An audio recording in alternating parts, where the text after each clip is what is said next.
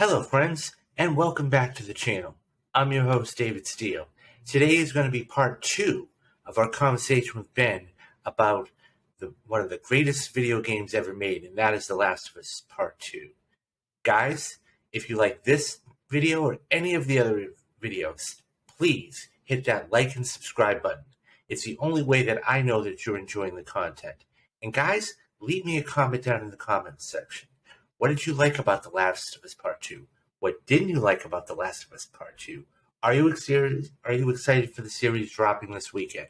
Okay, guys, without any further ado, let's get to the video. And not only Ellie, but Dina.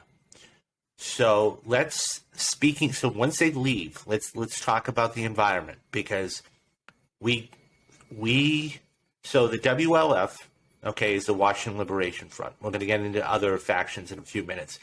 But Seattle is where they're based out of. We talked about it a little in part 1. Talk about the amazing foliage and environment and whatnot about part 2 and how you basically become a survivalist and you use the environment to your advantage. Yeah. I mean, it's not just that you use the environment to your advantage. You do that in part 1.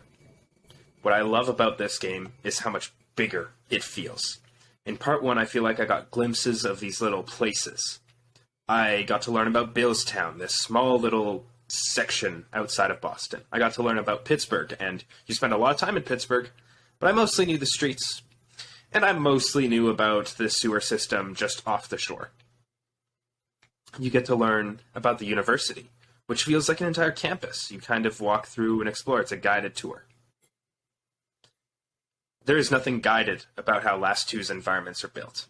You do have a map for some sections that tells you where you kind of need to go. Seattle or the Pacific Northwest is that there's all this rain and all this foliage and wildlife, and it's this very lush area that if someone were to settle down, it'd be a pretty good place to settle down, just as far as the kind of fruit you can scavenge, the animals you can hunt. And then because it is so lush, because it is so teeming with resources, is why there are multiple factions trying to fight over those resources. Of these areas, you have benches and notes and stores you can go into. I think people like to say, oh, representation right now doesn't matter that much in video games or in movies. You know, why should it care? You know, why can't this be made for me? And I want to push that back because this is a really good case of representation working from point A to point Z.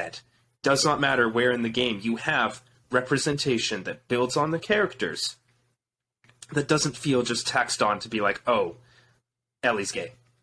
You know? I've heard people say that about so many things. Like, all right, we all love to hate J.K. Rowling right now because she's a TERF and a bigot and kind of the worst. And it really puts in perspective just how much kind of pandering she did with Harry Potter in the last 12 years on Twitter. Oh, yeah, you know, Dumbledore's gay. Cool.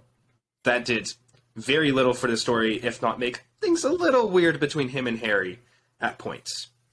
And there's just these points that she, like, loves to mention, oh, we actually have this representation, when the representation in the books is, oh, there's a Chinese girl named Cho Chang. That they actually do and it's have not representation in there, because once again, you know, you don't want to just make it a vanilla character that, you know, it's, as you said, going from point A to point Z, and it's one of those things where it's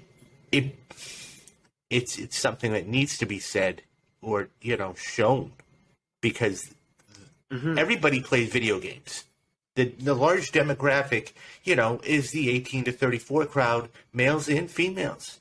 And, you know, there's a reason why when you put somebody that looks like you or is of your sexual orientation or anything else, you can relate to them. Yeah. And it's and even just mentioning it. Yeah. Like, the fact that they have LGBTQ flags in these torn down libraries. I was like, that's amazing. The fact that there's weed in the game. I'm like, wow, this is like definitely more progressive than people probably anticipated. But I'm here for it. Because it doesn't criminalize any of this. It just says, here's this world, and we're not just throwing this in to say, hey, you're a part of this. We're having it in. It reflects on our characters. It does everything people want to do with representation without shoehorning it. And it's just a small part of this game, a small part of its environment. Yeah. You have the rest of Seattle being torn down. You have to explore different factions within Seattle and how they've shaped the city. And the AI was actually was advanced probably isn't the right word, but definitely there are things that happen with the infected that did not happen in the first game, that you could actually hide what you were just talking about, hide somewhere, and then in the first game and be safe. And this one, you just have a clicker come around and bite you, and you go, whoa, wait a minute, what happened? So just the foliage, what you were talking about, the buildings, so watching the grounded version of the making of The Last of Us and The Last of Us 2, these designers actually went to Seattle, and they actually took pictures of several different plants and the foliage and the buildings, and that they just totally recreated how even Space Needle you see in the distance. That's a landmark like the Grand Canyon, like the Washington Monument here in the United States, and that's there. And it's like, when you get authenticity like that, that's amazing in how it happens. Go ahead. I feel like it was Aaron White who was talking to me, because he lives in Seattle, and he was like playing through part 2 and walking by every place was just riveting. You know where people are. You're like, I know that street. I know that store. I know everything here. And I'm like, it makes me excited for part 2, because I grew up in Calgary, Alberta, where they're filming the damn show. And I'm like, very excited. Yeah. A little bit scared, because I'm like, it's my hometown. Yeah. I hope they represent it well. But also, yes, please. Yeah. So and you were touching on this earlier, so let's move on to the third point, and that is the factions. So we have several different factions within this game, and we have the Scars, we have the Wolves, we have the Outsiders or the Rattlers later on in the game in Santa Barbara. We have, the Strays, if you will, and they're all part of this. And, so one of them is basically, they're all fighting against each other. It's a war for survival between these these factions. And it's just amazing. So you asked the question, what does survival mean? And I think that's vital, because as you're going through as Ellie in Seattle for the number of days you are trying to explore every single building and pick up every little single thing you can, because crafting is that much more important in this game. And they have 5 trees. And if you don't go into a certain building or a certain room, you're going to completely miss a manual. And those manuals are so incredibly important throughout your gameplay, whether it's crafting more arrows, whether it's moving faster, whether it's having, more listening area. A silencer. Yeah, a silencer. The thing you need. Yeah. And so it doesn't matter what it is. Talk to me about the factions and what you thought of them. Okay, I love in the first game when Tess is like, "We aren't good people, Joel," and Joel's like, "We're survivors." That line sticks with you. Or no, she's like, "We're shitty people," and he's like, "We're survivors." There we go. That's the exact line. This game tests you on what it means to survive, what it means to keep going, what it means to push through, because Ellie's on one quest, which is to get revenge for the death of Joel. The unjust death of Joel, in her mind. And you know what? I don't completely disagree. Joel does a lot of shitty things in part 1. Saving Ellie's life is something that, while I don't think I think he there wasn't much more choice there besides letting her die. And major spoilers, while Ellie would have liked that, to have her life have meaning, it is not the choice that Joel could make. He cannot lose a second daughter. Right? And that's impactful. It's powerful in that first game. And I feel for Abby and what she's lost, because her dad was the surgeon that no matter how you played Last of Us Part 1, even a pacifist run, you have to kill 3 people.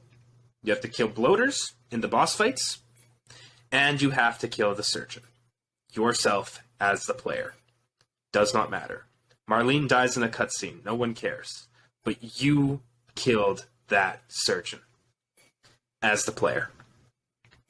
And if you were me, you killed everyone in that damn building. Shotguns and all. I don't care. I started using the flamethrower in that game and realized, oh, this gun's broken. Good job. I really love that. I do. I will say one thing. I love the twist. Abby has a genuine quest. I love the twist. I love the twist. Yeah. I love the connection, because you want to know why Abby hates Ellie so much. But when you see that twist, you go, yeah, whoa, okay. And that's... Yeah. We're going to talk about a little more of that later. Yeah. But holy shit. You are on this quest to kill Abby. And on that quest, you will kill every WF person, or as I like to call them, wolves. They can fucking die. They have dogs. Dogs are bad in 2 games, alright? Dark Souls, and this. I have never disliked dogs more in my life. I love dogs, by the way. I have a dog at home. She's adorable. I will happily send pictures to throw up here. We love Hazel. Dogs in video games are annoying. They hunt you down. They move erratically. They're very difficult. Dark Souls has taught me, kill them immediately. It doesn't matter. They may look cute sometimes, or they look mangy. Stab them. They will jump you and take half your health away in an instant. Looking at you, Elden Ring dog that was broken during one patch that would kill you in 0.5 of a second. In this game, dogs are so much more difficult because they stun lock you. You have to do a quick time event to get out, and they always have another person with them. Meaning they give away your position, you're under fire, and if you don't immediately get out of that quick time event, even if you do, you're probably dead. So you're immediately looking for throwing a bottle to distract a dog, popping the person in the head, and popping the dog. In every gameplay scenario. Finding a way to deal with the dogs in the puzzles that are the combat challenges here is so important. And you kill them. It doesn't matter, because you want Abby dead. Heck, any of these wolves basically helped her on this way, and you'll kill many. And then you have to meet Scars, which, if you thought wolves are annoying, even though they will say, like, you know, be humanized, Scars don't even speak to you. They whistle. And they shoot you with arrows that deplete your health. And from Ellie's perspective, they're all obstacles in this path. But when you start playing as Abby, you see this completely different side. And it's why I say, what does it mean to survive? Because if part 1, you can choose to just be a survivor, do the bare minimum violence, you don't choose it, you just go. Part 2, you are choosing violence 9 out of 10 times. It doesn't matter which faction someone is, because they're in your way. Like, what does it mean for Ellie to survive?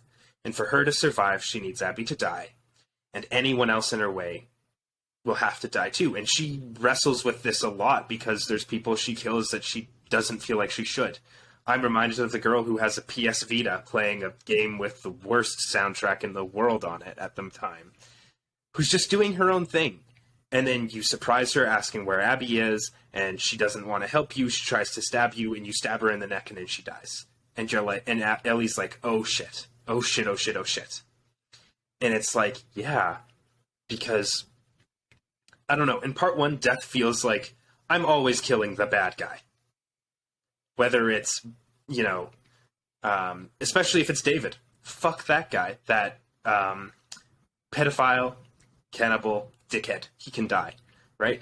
And you know what? In my mind, if you're willing to kill a girl for a chance vaccine and not ask her permission, you too can die. Consent matters. That might be the most important part of part 1. And that's going to do it for this episode. Stay tuned in the coming days for the rest of the breakdown we did with Benjamin about The Last of Us Part 2 and what makes it one of the greatest games of all time. Guys, we're less than a week away from the biggest series on HBO Max dropping here on the channel, and that is The Last of Us. Stay tuned for channel breakdowns with Kyle, Tyler, Destiny, and myself after every single episode. And guys, if you like this episode or any of the other episodes we've done here on the channel, smash that like button and hit that subscribe button. That's the only way that I know that you're enjoying the content. And leave me a comment, guys, down in the comment box. Are you excited for the series? What did you like about The Last of Us 2? What didn't you like about The Last of Us 2? Would you like to see The Last of Us Part 3? Okay, so that's going to do it for today. Do the 3 things we need to do. Be careful, be safe, and have a great day. And I'm your host, David Steele, and this has been Meal Talk.